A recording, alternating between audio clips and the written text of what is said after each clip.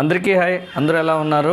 అందరూ బాగున్నారని కోరుకుంటున్నాను. అయితే ఈరోజు మనం ఈ వీడియోలో Buddy4studyని ఎలా రిజిస్ట్రేషన్ చేసుకోవాలో ఈ వీడియోలో క్లియర్గా తెలుసుకుందాం.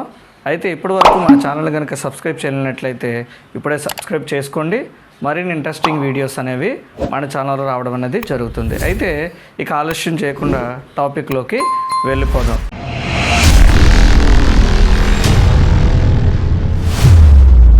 అయితే ఇక్కడ కనిపించేటువంటి ఏ స్కాలర్షిప్ కన్నా మనం అప్లై చేయాలంటే తప్పకుండా ముందుగా మనం రిజిస్ట్రేషన్ అవ్వాల్సి ఉంటుంది. అయితే అందుకోసం ఇక్కడ మనకి రిజిస్ట్రేషన్ అనేది ఈ విధంగా ముందే Buddy4studyలో రిజిస్ట్రేషన్ అనేది చేసుకోవాల్సిన అవసరం అనేది ఉంటుంది.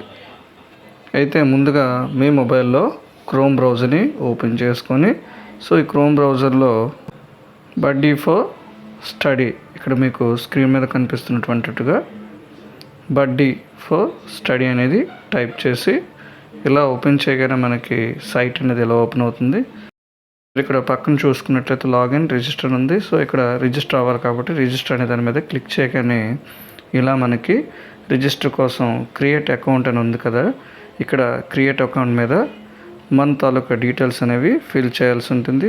ఇక్కడ మనకు వచ్చేసరికి ఫస్ట్ నేము మీ నేమ్ ఏదైతే ఉందో మీ సర్నేము, అలాగే లాస్ట్ నేమ్ అంటే మీ నేము ఇక్కడ ఎంటర్ చేయాల్సి ఉంటుంది. నెక్స్ట్ వచ్చేసరికి ఈమెయిల్ ఐడి ఏదైతే వర్కింగ్లో ఉన్నటువంటి ఈమెయిల్ ఐడి ఇక్కడ ఎంటర్ చేయాల్సి ఉంటుంది. ఇలా ఎంటర్ చేసిన తర్వాత మొబైల్ నెంబర్ అనేది మనం ఇక్కడ ఇవ్వాల్సి ఉంటుంది థర్డ్ దీంట్లో. నెక్స్ట్ వచ్చేసరికి పాస్వర్డ్.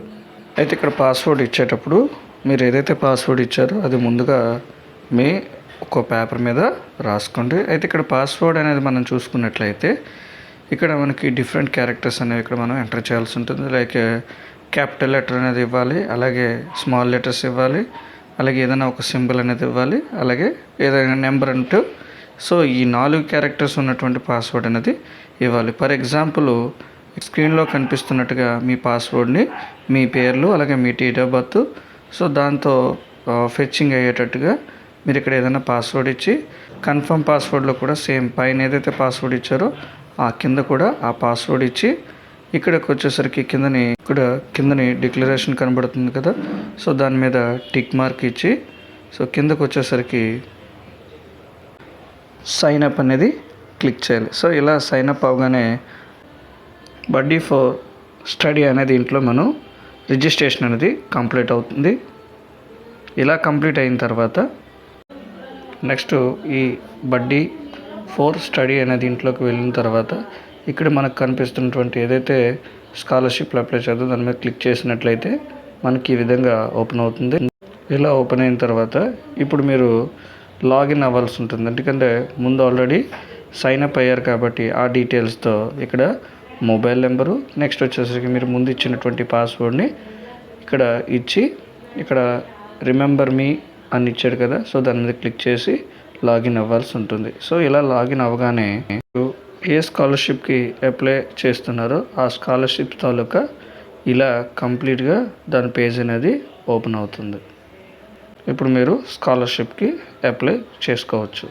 ఇది ఒకటే కాదు, ఏ స్కాలర్షిప్స్ అన్నా కూడా మీరు అప్లై చేయాలంటే ముందుగా ఈ Buddy4studyలో రిజిస్ట్రేషన్ అనేది తప్పకుండా అవ్వాల్సి ఉంటుంది. అయితే ఈ వీడియో కనుక మీకు నచ్చినట్లయితే మిగిలిన వాళ్ళకి కూడా షేర్ చేయండి అండ్ లైక్ చేయడం మాత్రం మర్చిపోకండి. Thank you for watching.